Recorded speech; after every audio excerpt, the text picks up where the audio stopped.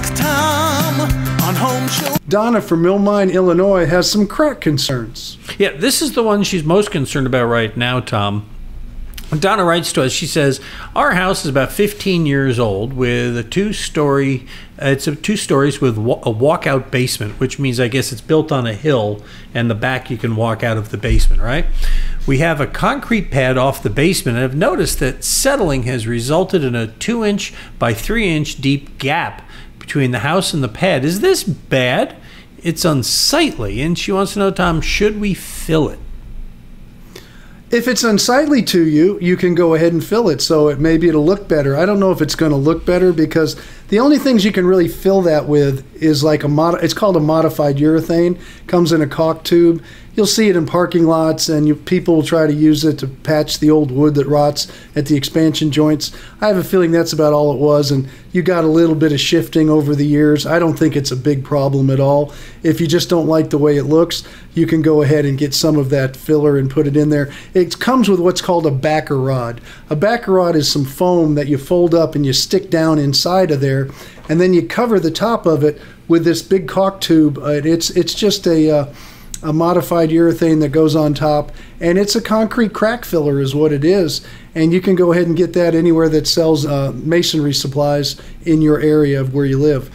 But that would be about the only thing you can do, and you'll have to redo it once in a while because especially when you have the cold weather, it'll start to shrink and start to curl up on the edges. And it just like caulking it doesn't look as good as the first day. That's the best it's ever going to look if you do it right.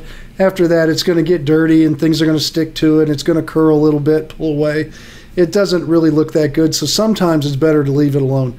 So that's about the only issue you have. And as far as the depth, as long as water's not going under there and washing out from underneath and causing voids, and then you start to get it to drop or you get cracking, and if you're on a hillside it starts to slide away from your house, and if it's very drastic, then you can have a problem. But I don't think this is a major problem from what I'm looking at, because I think it's just where the expansion joints were and everything's just kind of moved, and whatever was in there has kind of rotted away or just gone away. Isn't this something you could also use, that what you described, couldn't you use that in the expansion joints of a driveway? People are always writing to us about wanting to pull those out and do something. It sounds like a great solution for that.